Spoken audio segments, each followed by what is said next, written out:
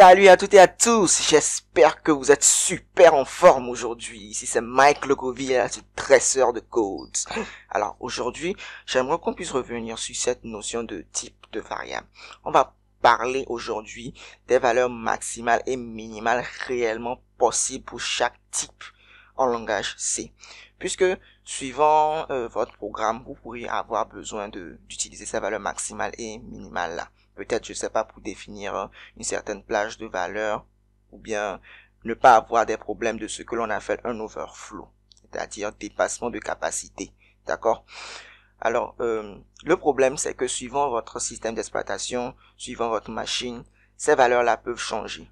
On avait vu dans la vidéo numéro 2, les valeurs maximales et minimales recommandées par le langage. Donc, les voilà. Donc, c'est ça, j'ai déjà mis ici. Donc, on en avait déjà parlé.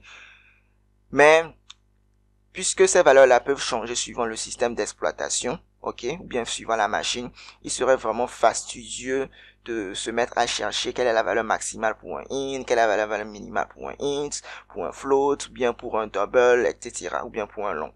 Donc, heureusement, en langage C, d'accord, il y a des constantes qui ont déjà été prédéfinies dans certaines bibliothèques.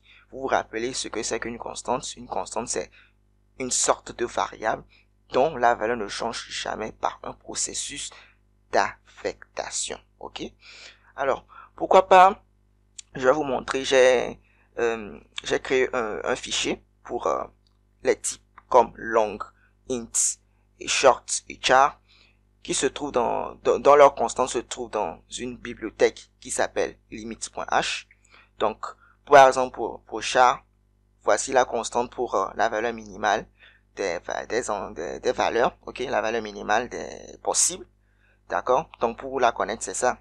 Pour la valeur maximale, c'est ceci, etc. pour les autres types de type char, short, int, long, et ainsi de suite.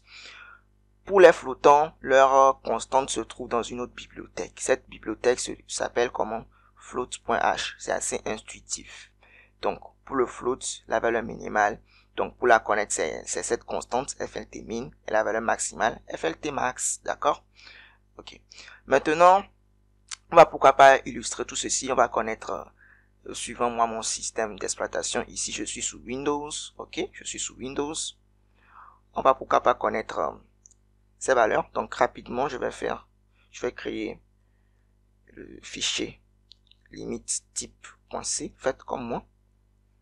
Et on va inclure les différentes bibliothèques. Donc, include stdio.h. Je vais faire maintenant include limit.h. On va commencer par les valeurs de type int, char, short et long. D'accord? Après, on va parler des flottants. Je mets return 0 pour ne pas oublier. Ok, je vais profiter aussi pour vous montrer une nouvelle chose avec la fonction printf, d'accord? Alors, ce qu'on va faire, on va donner tout simplement ici minimum de char est égal à, donc, pourcentage d. Donc, vous vous rappelez, pour le type char, je vous avais dit que vous pouvez utiliser pourcentage d ou bien pourcentage c.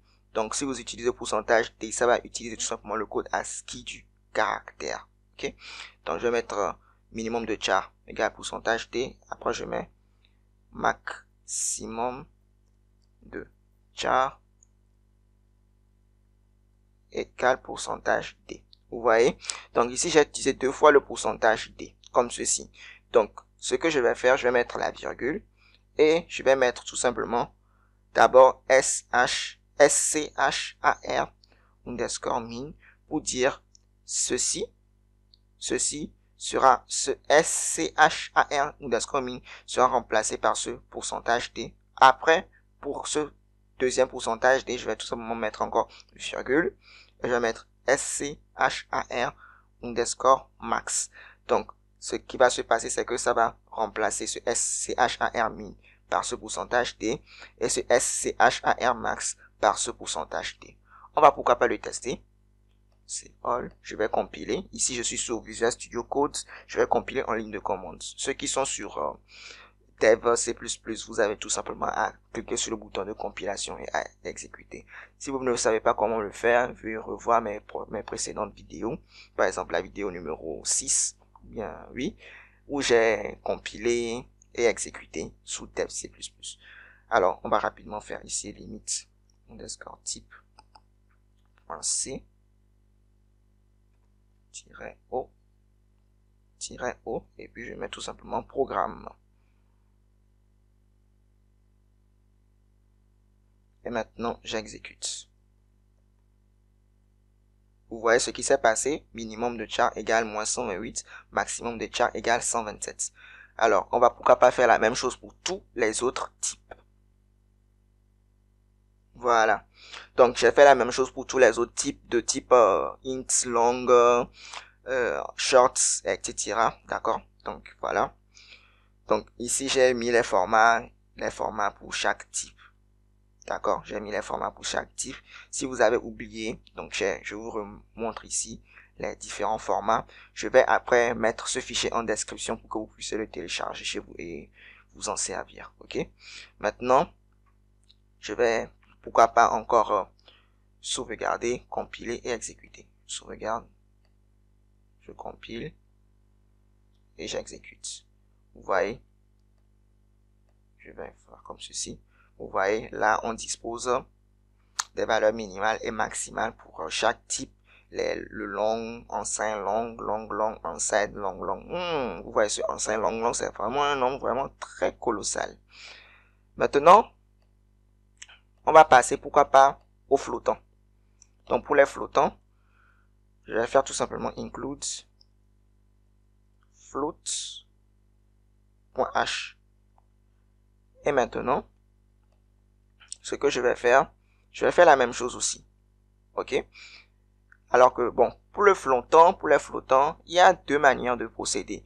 On peut utiliser le pourcentage F, d'accord? Par exemple, je vais vous le montrer tout à l'heure. Ok. Donc, qu'est-ce que j'ai mis là? J'ai mis, en utilisant le pourcentage F comme format, le minimum de float est pourcentage F, le maximum de float est pourcentage F. Donc, jusque là, il n'y a rien de nouveau, n'est-ce pas? Alors, on va tout simplement, on va sauvegarder, compiler et exécuter. Compile et j'exécute. Donc, en utilisant pourcentage F comme format, minimum de float est 0, maximum de float est un nombre un petit peu trop bizarre à lire, si je peux le dire comme cela. Mais il y a aussi une autre notation, il y a la notation exponentielle que l'on peut utiliser, d'accord? Donc, pour ce faire, je vais tout simplement, voilà, vous montrer. Donc, en utilisant plutôt la notation exponentielle, voilà, en utilisant plutôt la notation exponentielle, j'ai mis ici, en utilisant pourcentage E comme format, minimum de float est pourcentage E, maximum de float est pourcentage E, d'accord? Donc, ce pourcentage E là, vous pouvez utiliser pour les flottants, pour utiliser la notation scientifique. Donc, je vais faire Save All, je vais compiler, et je vais exécuter, tout simplement. Donc, vous voyez, en utilisant pourcentage E comme format, le minimum de float est comme ceci, le maximum de float est comme cela. Donc, avouez que ça, c'est beaucoup plus facile à lire que ce truc un petit peu trop barbant. Donc, on va pourquoi pas aussi faire la même chose pour le type double.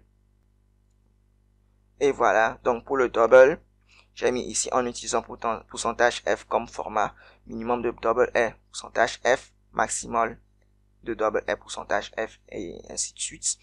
Donc, j'ai mis aussi pour en utilisant le pourcentage E aussi. Alors tout d'abord, je vais mettre ici CLS pour nettoyer le terminal. Donc, je valide.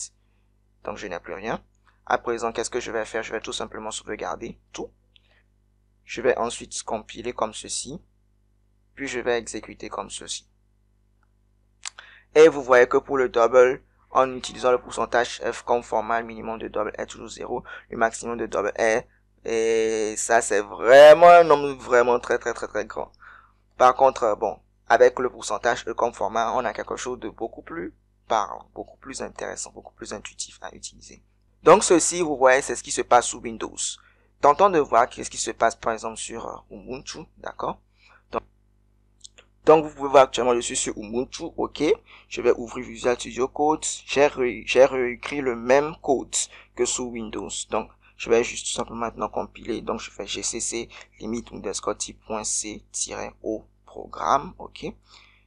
Et maintenant, je vais exécuter en faisant /programme. Je valide. Et là, qu'est-ce que vous voyez? Vous voyez que les valeurs sont vraiment très différentes. Vous pouvez vous amuser à comparer. Par exemple, vous voyez que le long est trop différent sous Ubuntu que sous Windows. Alors, sur ce, je pense que l'on va s'arrêter là. Je vous remercie pour votre attention. Je vous remercie d'avoir suivi cette vidéo. Veuillez la liker si elle vous a plu, d'activer la cloche de notification, de vous abonner si cela n'a pas encore été fait. Et je vous dis à très bientôt pour une prochaine vidéo. Ciao!